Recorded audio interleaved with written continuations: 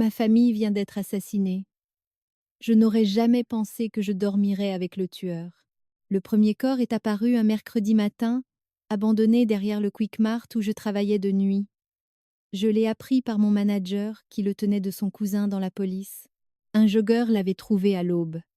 Elle avait 23 ans, le visage déchiré comme si quelque chose s'en était nourri. Il ne restait plus d'yeux dans les orbites. Les flics ont dit aux médias qu'il s'agissait probablement d'une attaque animale, peut être une meute de chiens sauvages, mais les murmures ont commencé immédiatement.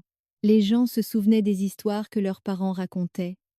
La chose qui chassait à Gosbeck il y a 20 ans avant de disparaître, avant que tout ne devienne silencieux. Mon père a ri quand j'en ai parlé au dîner ce soir-là. Il était au lycée lors des dernières tueries. 3 victimes, disait-il. Puis un ours a été abattu et tout s'est arrêté. Coïncidence? Probablement. Les animaux sauvages ne suivent pas de schéma. Je voulais le croire. Je le voulais vraiment. La deuxième victime était Nathan Cross.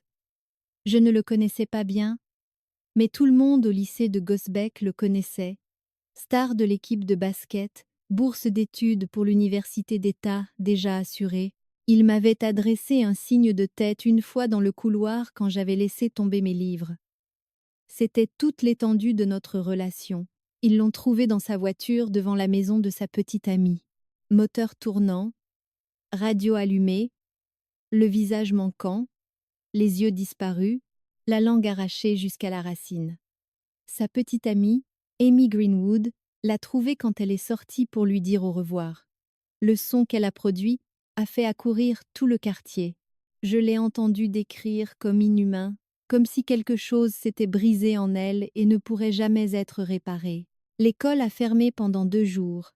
Quand nous sommes revenus, les couloirs ressemblaient à un funérarium. Les gens pleuraient ouvertement. Les professeurs annulaient les examens. Le proviseur a organisé une assemblée sur le soutien psychologique et l'importance de rester en groupe après la tombée de la nuit. Amy était assise au premier rang, pâle et tremblante, entourée d'amis qui lui touchaient les épaules comme s'ils pouvaient transférer leur chaleur dans son corps gelé. Je gardais la tête basse. J'ai toujours été douée pour être invisible. Mon anxiété sociale me permet de me fondre facilement dans le décor, de devenir un meuble. J'avais exactement 2 amis, Marcus Riley et Dev Kapoor. Nous nous étions liés d'amitié en seconde autour d'une haine commune pour les cours de sport et d'une obsession mutuelle pour les films d'horreur. Les vrais, pas les cochonneries aseptisées de Hollywood, nous regardions des films étrangers sous-titrés, le genre qui vous laissait malade et fasciné, le genre qui vous faisait tout remettre en question. Marcus était le bavard, Dev était le penseur, et j'étais le silencieux qui disait occasionnellement quelque chose qui les faisait s'arrêter et réfléchir. Ça marchait, c'était suffisant, je n'avais pas besoin d'être populaire, je n'avais pas besoin d'être remarqué. C'était avant que tout ne bascule en enfer. L'été est arrivé et les tueries ont cessé. La chaleur s'est abattue sur Gosbeck comme une couverture humide. Je passais la plupart de mon temps dans ma chambre, rideau tiré, à jouer en ligne avec Marcus et Dev. Mes parents travaillaient constamment. Papa gérait la quincaillerie. Maman faisait la comptabilité pour la moitié des petites entreprises de la ville. Ma sœur aînée Jessica avait déménagé à Portland 2 ans auparavant et n'appelait presque plus. C'était juste moi, la maison et le ronronnement du climatiseur. Paisible, ennuyeux, sûr. J'ai fait mon coming out à mes parents en juillet. Pas face à face. Je ne suis pas si courageux. Je leur ai envoyé un long SMS à tous les deux pendant qu'ils étaient au travail. J'ai expliqué tout ce que je ressentais depuis mes 13 ans. Je leur ai dit que j'étais gay. Je leur ai demandé de m'aimer encore. Ma mère a appelé immédiatement en pleurant, disant que, bien sûr qu'il m'aimait, rien ne pourrait changer cela. Papa a mis plus de temps. Il n'a pas dit grand-chose en rentrant, il m'a juste serré dans ses bras assez fort pour me fêler les côtes et m'a dit qu'il était fier de moi. C'était comme si le poids du monde s'envolait. Je l'ai publié sur les réseaux sociaux. Pas les détails, juste un drapeau arc-en-ciel et une déclaration simple. Les réponses ont été majoritairement positives. Beaucoup de commentaires de soutien de gens que je connaissais à peine. Quelques-uns du lycée ont laissé des émojis rieurs. Je les ai bloqués. Ce à quoi je ne m'attendais pas, c'était Marcus. Il n'a pas commenté, n'a pas réagi, il m'a juste supprimé de ses amis complètement. Je lui ai envoyé un message demandant ce qui n'allait pas. Pas de réponse. Un autre. Bloqué. J'ai appelé Dave, confus, blessé, demandant s'il savait ce qui s'était passé. Dave est resté silencieux pendant un long moment, puis il m'a dit que Marcus racontait des choses, répandait des rumeurs, disant que j'avais fait des commentaires inappropriés à son sujet, que je l'avais dévisagé dans les vestiaires, qu'il s'était senti mal à l'aise avec moi pendant des mois. Que des mensonges. Une fabrication complète, mais efficace. Au moment où l'école a repris en août, mes deux amis n'en faisaient plus qu'un, et Dave a admis que Marcus faisait pression sur lui pour qu'il me coupe les ponts lui aussi. Je ne vais pas le faire, a promis Dave, mais je pouvais entendre l'incertitude dans sa voix. Les tueries ont recommencé la première semaine de terminale. La troisième victime était Carole Lindström, une élève de seconde qui était restée tard pour les répétitions de théâtre. Elle avait décidé de rentrer à pied parce que sa mère faisait un double service à l'hôpital. Ils l'ont trouvée à 3 pâtés de maison de l'école, étalée sur une pelouse. Même mutilation, mêmes yeux manquants, même visage déchiré. La bête était de retour, et, cette fois, elle avait faim. La ville est passée en mode confinement. Des couvre-feux ont été établis. Les parents conduisaient leurs enfants partout. Les patrouilles de police ont doublé. Tout le monde regardait tout le monde avec suspicion.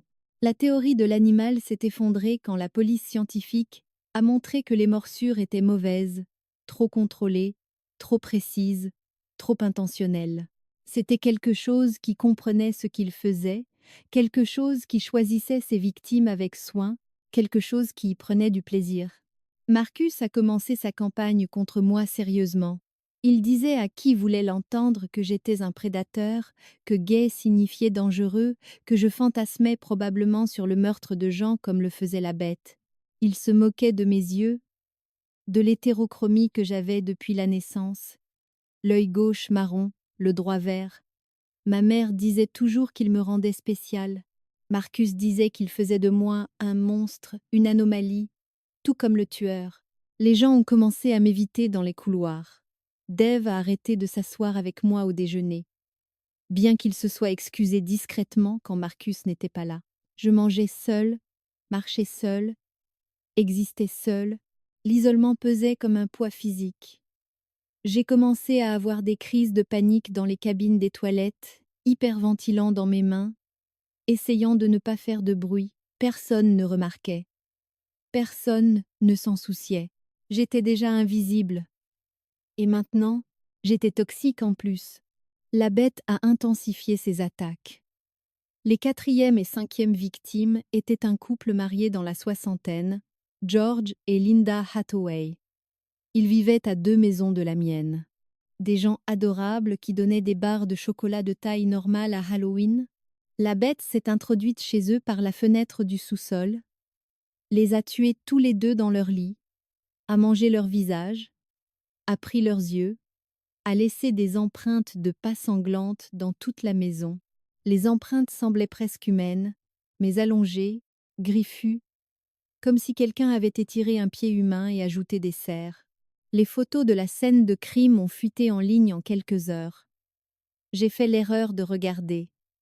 J'ai vomi dans mon évier de cuisine et je n'ai pas pu manger pendant 2 jours. Ma mère a commencé à dormir sur le canapé avec les lumières allumées. Papa a installé de nouveaux verrous sur chaque porte et fenêtre.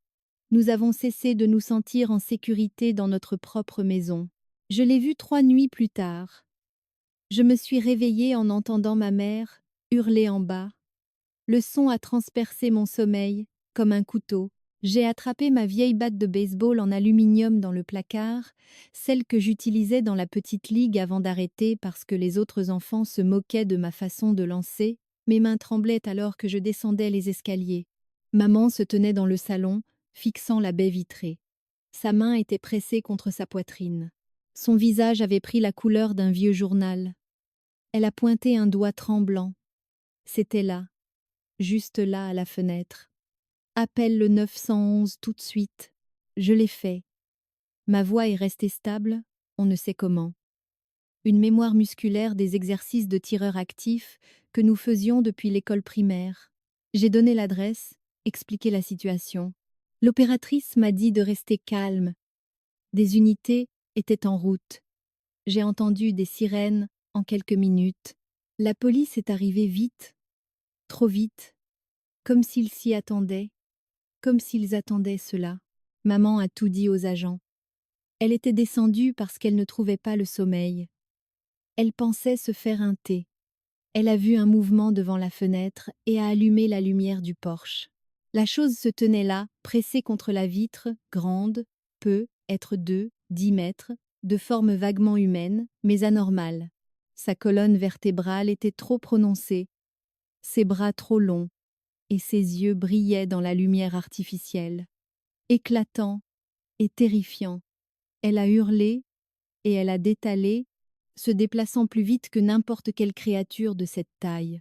Les agents ont fouillé le jardin avec des lampes de poche, ont trouvé des traces dans le parterre de fleurs, des empreintes profondes avec des marques de griffes visibles.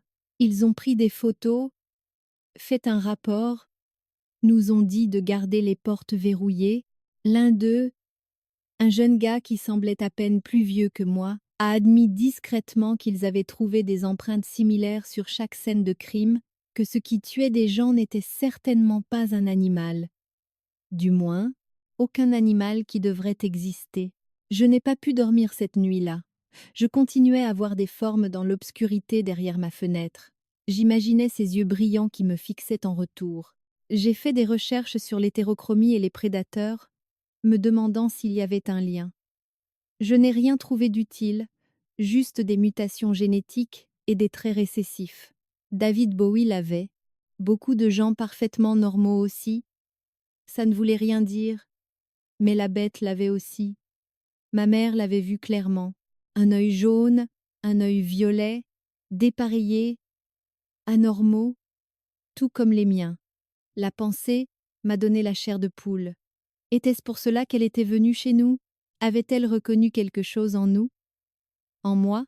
Les questions ont tournoyé jusqu'à ce que l'aube se glisse à travers mes rideaux et que l'épuisement finisse par m'emporter. Marcus m'a coincé après l'école un vendredi après-midi. Je rentrais par le chemin le plus long, évitant les routes principales, essayant de rester visible pour les voitures qui passaient. Il s'est arrêté avec le pick-up de son père. Je n'ai pas couru. Cela n'aurait fait qu'empirer les choses. Il est sorti avec 2 autres gars que je reconnaissais de l'équipe de foot, Tyler West et Jason Cho. Ils souriaient tous comme s'ils saluaient un vieil ami. Marcus a passé un bras autour de mes épaules. « Et l'ami, ça fait un bail. » Son haleine sentait la boisson énergisante et le chewing-gum à la menthe. J'ai essayé de me dégager. Il a resserré sa prise.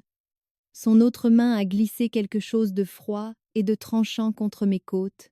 J'ai regardé vers le bas. Un couteau pliant, la lame à peine visible, mais bien là. Mon sang s'est changé en eau glacée. Continue de marcher. Souris. Agis naturellement. On est juste de vieux amis qui se retrouvent. Ils m'ont conduit au camion de Marcus. Personne n'est intervenu. Quelques voitures sont passées. Personne ne s'est arrêté. Tyler a ouvert la porte arrière et Marcus m'a poussé à l'intérieur. Jason est monté après, me coinçant entre eux. Marcus conduisait. Personne ne parlait. J'ai pensé à sauter à un feu rouge, mais la main de Jason restait sur mon épaule, lourde et menaçante.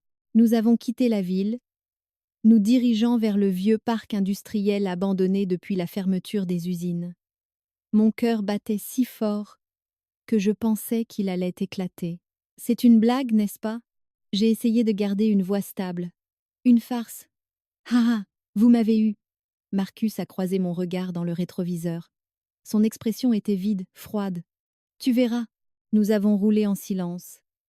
J'ai compté les minutes, essayé de mémoriser la route, cherché des points de repère. N'importe quoi pour m'accrocher, pour donner un sens à tout cela. Le parc industriel était exactement aussi délabré que ce que j'avais entendu. Chaussées fissurées, fenêtres brisées, murs couverts de graffitis. Marcus s'est garé derrière un entrepôt effondré. Ils m'ont traîné dehors et m'ont fait marcher vers un hangar de maintenance qui semblait structurellement instable. La porte pendait de travers sur ses charnières. Tyler l'a ouverte d'un coup de pied. Obscurité totale à l'intérieur. Aucune fenêtre, aucune lumière. Marcus m'a poussé. J'ai trébuché, me rattrapant sur quelque chose en métal qui partait en miettes de rouille sous mes paumes. La porte a claqué un instant, silence complet, puis j'ai entendu des respirations.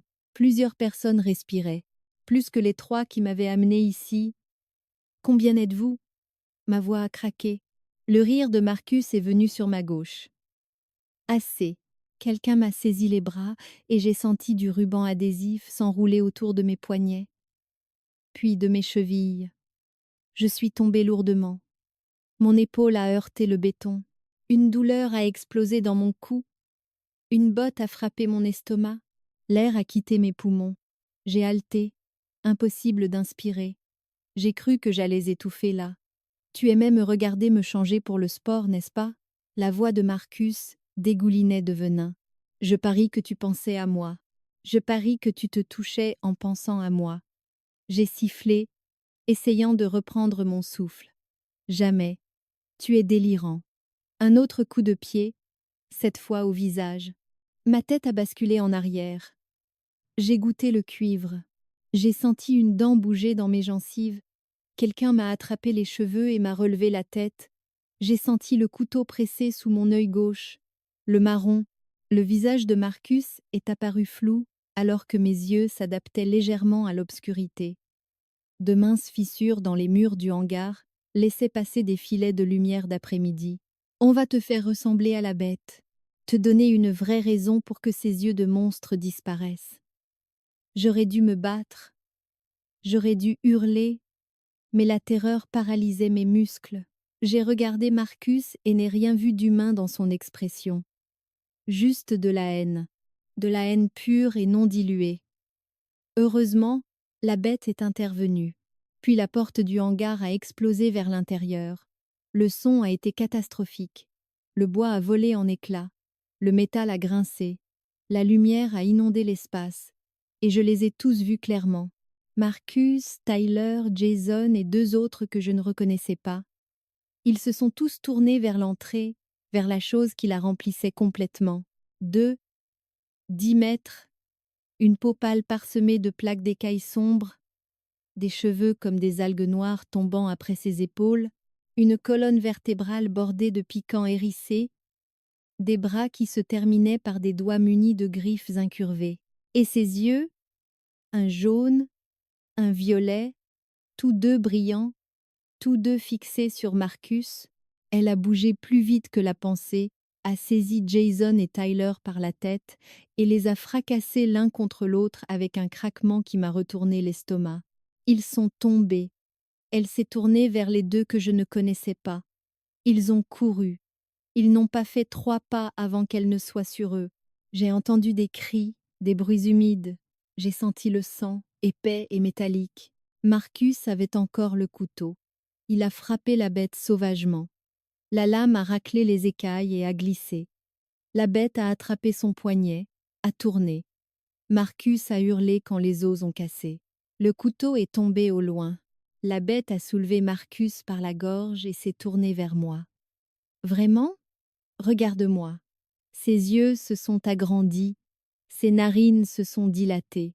Elle a pris une profonde inspiration, puis a délicatement posé Marcus avant de s'avancer vers moi. J'ai fermé les yeux, attendant la mort. Au lieu de cela, j'ai senti des griffes trancher le ruban adhésif. Je me suis sentie soulever doucement, avec précaution. Yeux, ouvre tes yeux. Je l'ai fait. Le visage de la bête était à quelques centimètres du mien. Ses traits étaient anguleux, acérés. La structure osseuse presque humaine mais exagérée. La peau glissante comme si elle avait été sous l'eau. Une haleine sentant l'eau stagnante et la végétation pourrissante. Elle a penché la tête, m'étudiant. Couleurs différentes, comme moi. Sa voix était rauque, inutilisée, comme si parler lui était étranger. J'ai hoché la tête, incapable de former des mots. La bête a inhalé à nouveau un soupir profond et frissonnant. Je pensais que j'étais seule. Je pensais que j'étais la seule. Ses yeux se sont embués. Un liquide clair a coulé sur ses joues.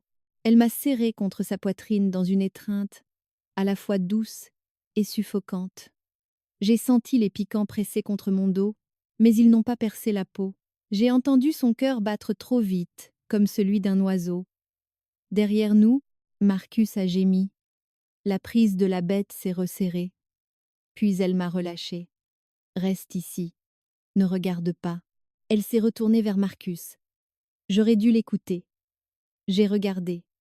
La bête a traîné Marcus au centre du hangar, l'a appuyé contre une poutre de soutien. Marcus était conscient, mais à peine. Son poignet cassé était pressé contre sa poitrine. La bête s'est agenouillée, a passé une griffe sur le visage de Marcus, sans couper, juste en traçant les contours. Marcus pleurnichait, puis la griffe a pressé plus fort. Elle a coupé la peau comme du papier. Marcus a hurlé. La bête travaillait méthodiquement, précisément, décollant la peau des muscles, exposant les dents et l'os. Je me suis détournée, la bile montant aux lèvres, me forçant à fixer le mur, comptant les fissures, me concentrant sur ma respiration. Les cris ont duré une éternité, puis se sont arrêtés brusquement. Silence, puis des bruits de pas. La bête est apparue dans ma vision périphérique. Ses mains étaient rouges jusqu'au coude. Elle s'est agenouillée près de moi à nouveau. Désolée que tu aies vu, mais il t'a fait mal. Il aurait pris tes yeux. J'ai dégluti avec difficulté. Merci. Les mots semblaient fous mais vrais. La bête a souri. Ses dents étaient tordues, tachées. De rien, petite aux yeux assortis. Elle m'a porté hors du hangar. Je n'ai pas résisté. Cela ne semblait pas être une bonne idée. Le soleil se couchait, peignant tout en orange et rouge. La bête se déplaçait dans le parc industriel comme si elle connaissait chaque ombre, chaque cachette. Nous avons atteint une section de clôture effondrée et nous sommes glissés au travers. Au-delà se trouvait la forêt, dense, sombre et sans fin. La bête s'y est enfoncée sans hésitation, me portant comme si je ne pesais rien. J'aurais dû être terrifiée. Je l'étais, mais il y avait aussi autre chose, de la curiosité, de la confusion, de la gratitude. La bête m'avait sauvé la vie, avait tué pour moi. Pourquoi? Nous avons marché pendant peu, être 20 minutes avant que la cabane n'apparaisse. Petite, isolée, construite en bois vieilli qui se fondait dans les arbres. La bête s'est baissée pour passer la porte, m'a déposé sur un lit de camp couvert de fourrures animales, a allumé une lanterne. La lumière chaude a révélé l'intérieur, dépouillé, quelques meubles, des outils accrochés au mur, et des corps. 3 d'entre eux étaient suspendus à des crochets comme des cerfs. L'un était définitivement Marcus. La bête l'avait apporté. Les 2 autres devaient être les gars que je ne reconnaissais pas. Tous étaient dans divers états de dépeçage. La bête a remarqué que je fixais. Elle s'est déplacée pour bloquer ma vue. Nourriture, besoin de manger. J'ai hoché la tête comme si cela avait un sens parfait. Le choc s'installait. Tout semblait distant. Irréel. La bête s'est assise lourdement sur le sol près du lit. Elle a remonté ses genoux, a entouré ses jambes de ses longs bras. Elle semblait presque vulnérable. J'ai vécu seule longtemps, décennies, cachée, chassant la nuit. J'ai pris les visages parce qu'ils fixaient. J'ai pris les yeux parce que les miens les faisaient hurler. Tout le monde me craignait, m'appelait monstre. Elle m'a regardé avec ses yeux dépareillés. Tu n'as pas hurlé, j'ai ri. Le son était hystérique. Tu m'as sauvé la vie. Pourquoi hurlerais-je? La bête a considéré cela, puis a souri à nouveau. Tu comprends? Nous sommes pareils, différents, Mauvais pour eux, bon l'un pour l'autre. Je suis resté conscient pendant encore 1 heure peut-être. La chute d'adrénaline a été brutale. Mon corps a décidé qu'il en avait assez vu et s'est éteint. J'ai rêvé d'yeux brillants, de sang et des cris de Marcus.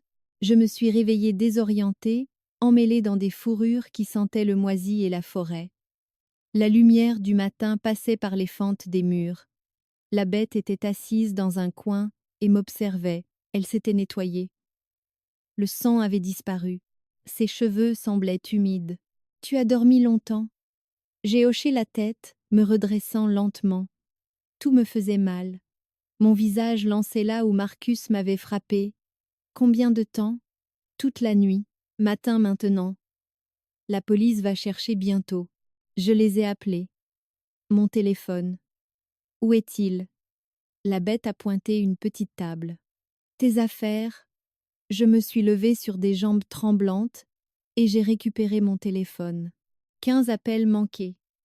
Des dizaines de messages. Les SMS frénétiques de ma mère me serraient le cœur. Je vais bien. Ai-je tapé? Je suis en sécurité. Puis j'ai appelé le 911. L'opératrice a répondu à la deuxième sonnerie. J'ai donné l'emplacement du mieux que j'ai pu. J'ai décrit la cabane, la forêt.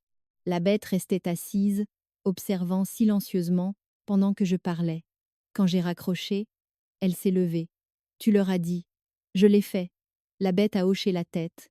Compris. Attendu. Elle s'est dirigée vers la porte. S'est arrêtée.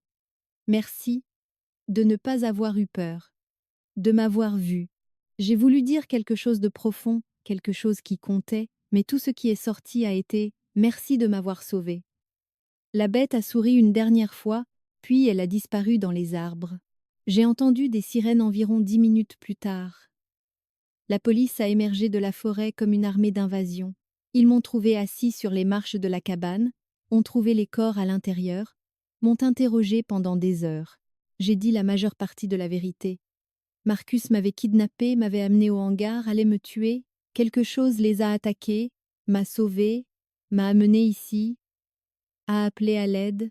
Je n'ai pas mentionné la conversation, je n'ai pas mentionné les yeux de la bête. Certaines choses semblaient trop fragiles pour être partagées. La couverture médiatique a été folle. 5 morts, dont Marcus. La bête avait tué Tyler et Jason au hangar, plus les 2 autres. Les autorités ont crié au miracle que j'ai survécu. Mes parents me serraient comme si je pouvais disparaître. Jessica a pris l'avion depuis Portland et n'a pas quitté mon côté pendant 3 jours. La police a essayé de trouver la bête. N'a jamais réussi. Les meurtres se sont arrêtés complètement après cette nuit-là. Plus de corps, plus de visages mutilés, juste le silence. Les gens murmuraient des théories. Peut être que la bête était morte, peut être qu'elle était partie ailleurs, peut être que tuer Marcus avait satisfait un besoin. Je savais ce qu'il en était. Elle était toujours là, observant, attendant, me protégeant à sa manière tordue. Je la sentais parfois tard le soir quand je n'arrivais pas à dormir. Une présence juste au-delà des fenêtres. Des yeux dans l'obscurité. Un jaune, un violet, assorti au mien, dépareillé, mauvais, parfait. L'école a été difficile par la suite. Les gens me regardaient différemment, certains avec pitié, d'autres avec suspicion. Dave est resté à mes côtés, sa loyauté s'étant enfin solidifiée. Nous sommes redevenus proches, de vrais amis, pas seulement par commodité. Les conseillers voulaient que je parle de mon traumatisme, que je le gère, que je passe à autre chose. Je faisais ce qu'il fallait, disais les bonnes choses, mais je ne pouvais pas expliquer l'étrange confort que je ressentais en sachant que la bête était là-bas, que quelque chose comprenait ce que cela signifiait d'être différent, d'être craint pour quelque chose qu'on ne pouvait pas contrôler. J'ai commencé à faire des recherches sur les créatures du folklore. J'ai trouvé des histoires de choses qui vivaient entre l'humain et l'animal. Protecteurs des parias, chasseurs des cruels. Chaque culture en avait. Peu être que la bête n'était pas unique. Peu être qu'il y en avait d'autres comme elle, comme nous. La pensée était terrifiante et réconfortante à parts égales. Amy Greenwood m'a approchée 3 mois après tout cela. Elle semblait fragile, maigre, avec de larges cernes sous les yeux. La mort de Nathan avait creusé des manques en elle. J'ai entendu ce qui s'est passé. Ce qu'elle a fait pour te sauver? Sa voix était à peine audible. Tu penses qu'elle est toujours là? Bah, j'ai envisagé de mentir, puis j'ai décidé de ne pas le faire. Oui, elle a hoché la tête lentement.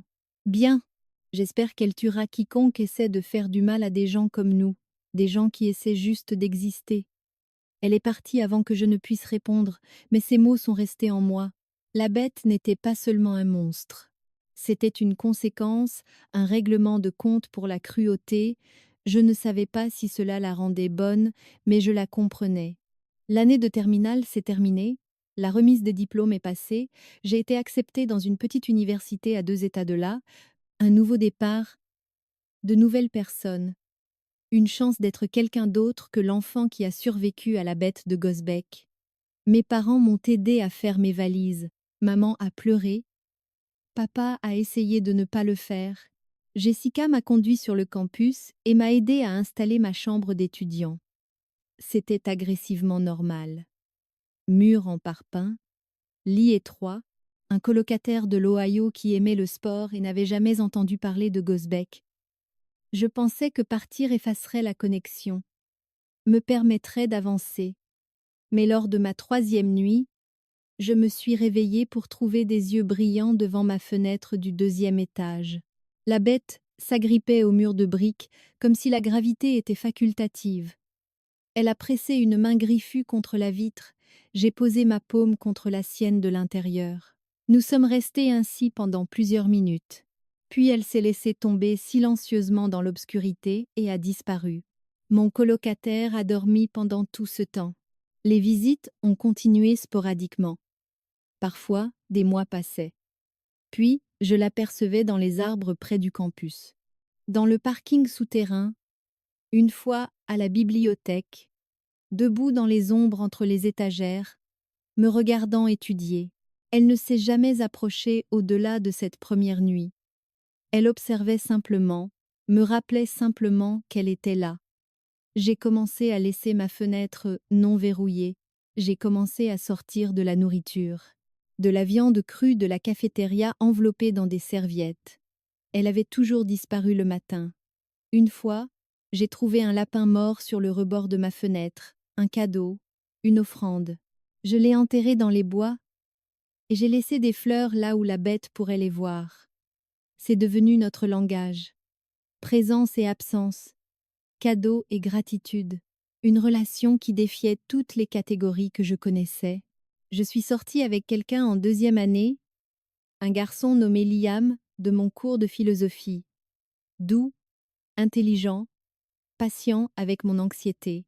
Nous avons duré 6 mois avant que la bête ne le tue.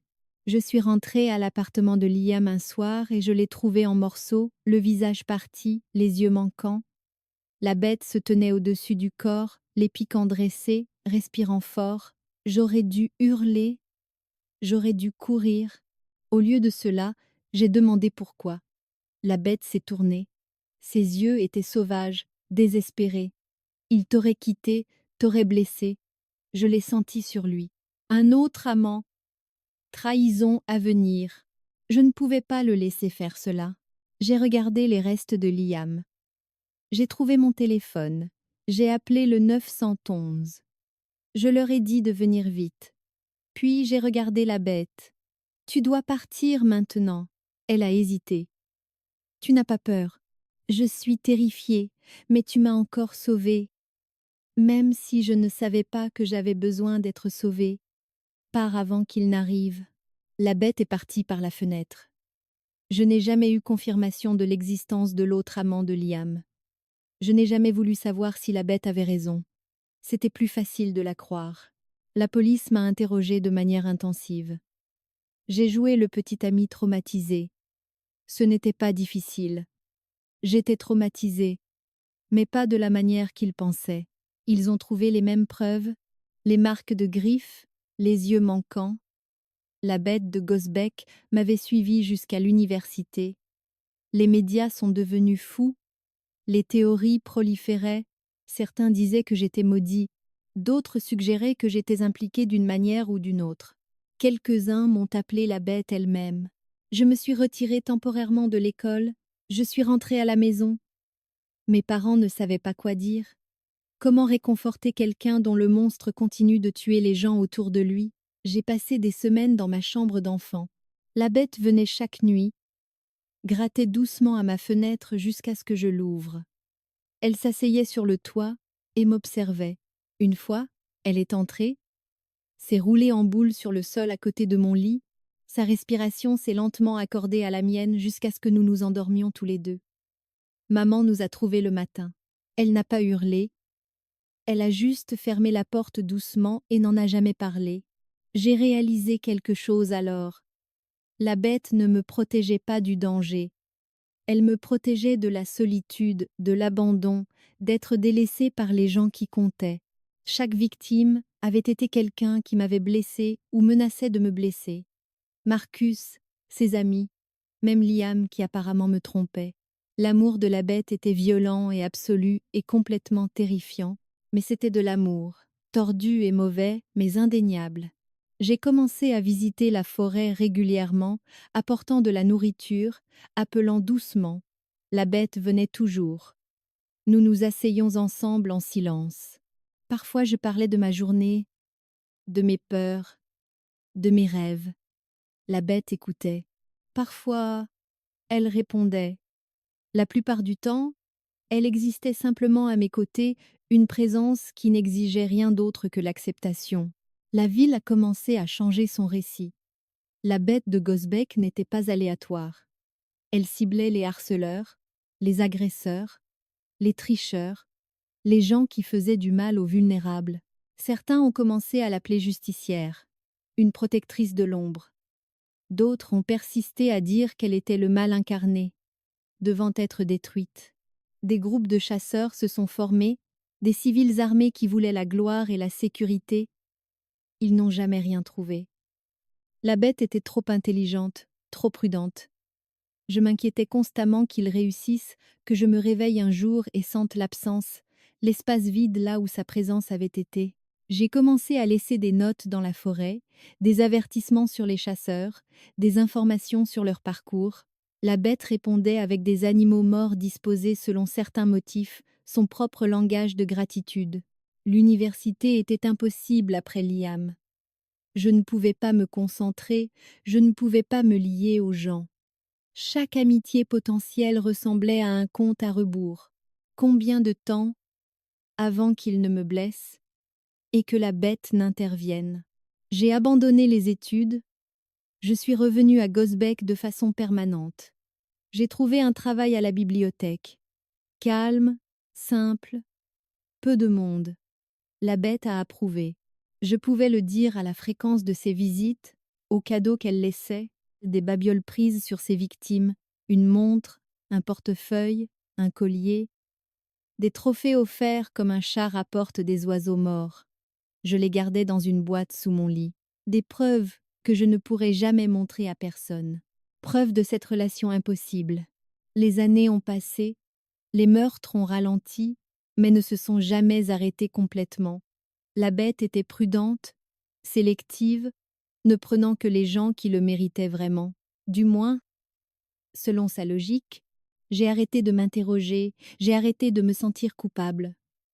Peu être que cela faisait de moi un complice. Peu être que j'étais au-delà de tout salut. Mais j'étais en vie, en sécurité, aimée par quelque chose qui brûlerait le monde entier pour me garder ainsi. Les gens en ville chuchotaient à mon sujet.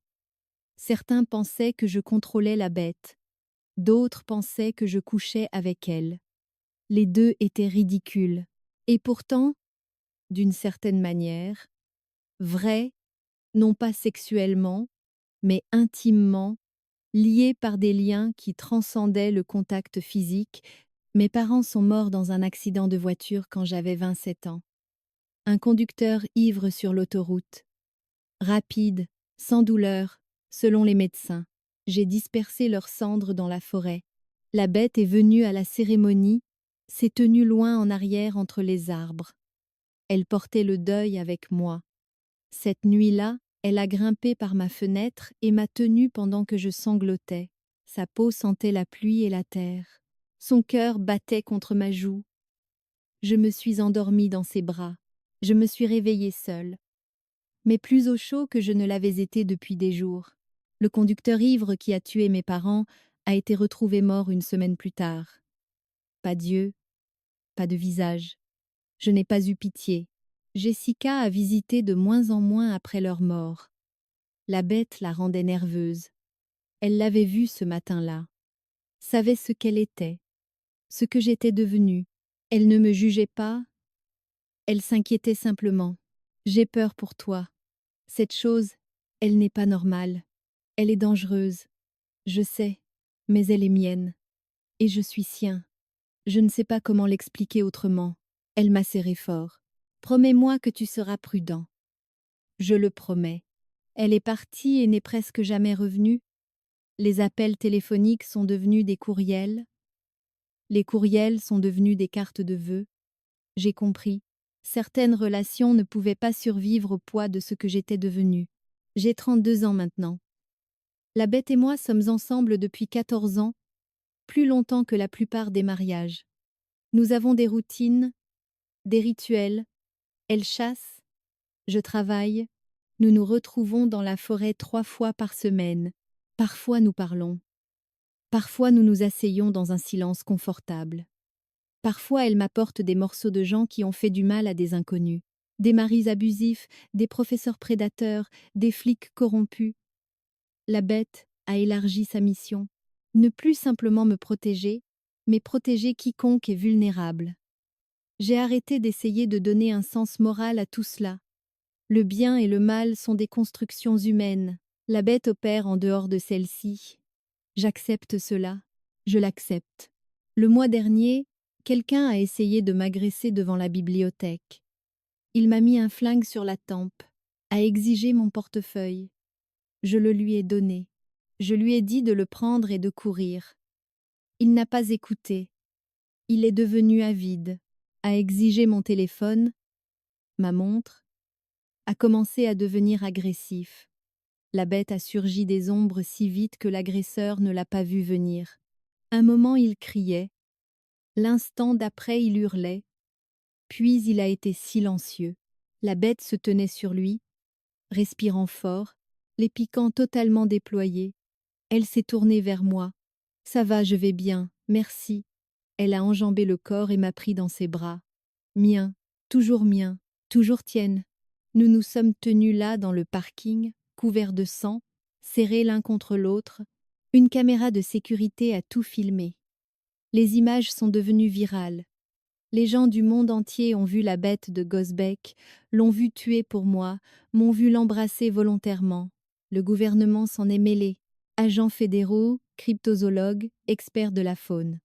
Ils sont descendus sur Gosbeck comme des sauterelles. Surveillance, caméra à détecteur de mouvement, capteur de chaleur. La bête a disparu complètement. Des semaines ont passé.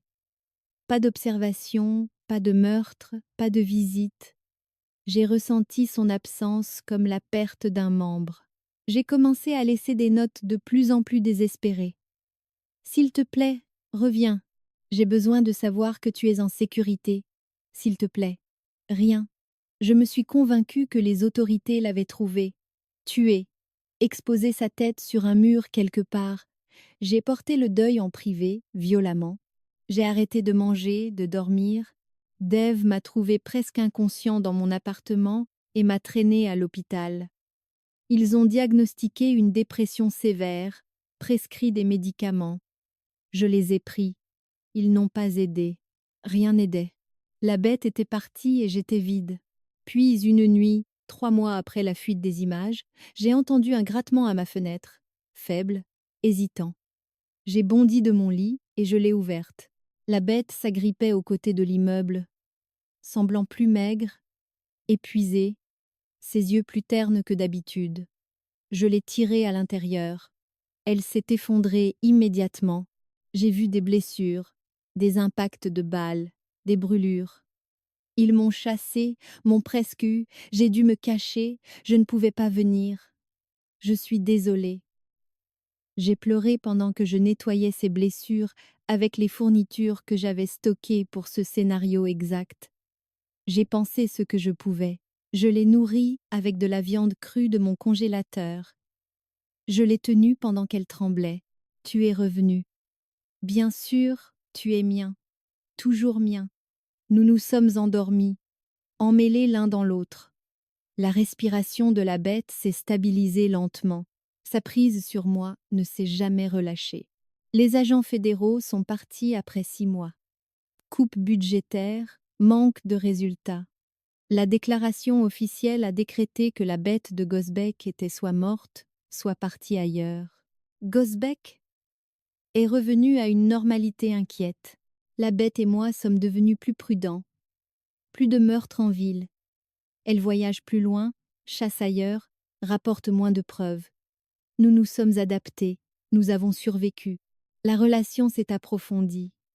J'ai appris son véritable langage. Une série de clics et de fredonnements qui transmettent des pensées complexes. Elle a appris à lire mes humeurs à ma seule posture. Nous sommes devenus des extensions l'un de l'autre, partenaires dans quelque chose au-delà de toute définition. Les gens murmurent encore, spéculent encore, craignent encore, mais ils craignent moins qu'avant. La bête a protégé cette ville pendant des années, supprimé des dangers, puni la cruauté. Certains l'apprécient secrètement, d'autres la détestent ouvertement. Je ne m'en soucie plus. La bête est mienne. Je suis sien. Nous nous sommes trouvés dans la violence et le traumatisme et, d'une certaine manière, nous avons créé quelque chose qui vaut la peine d'être gardé, quelque chose qui vaut la peine d'être protégé. Ce n'est pas un conte de fées, pas une romance.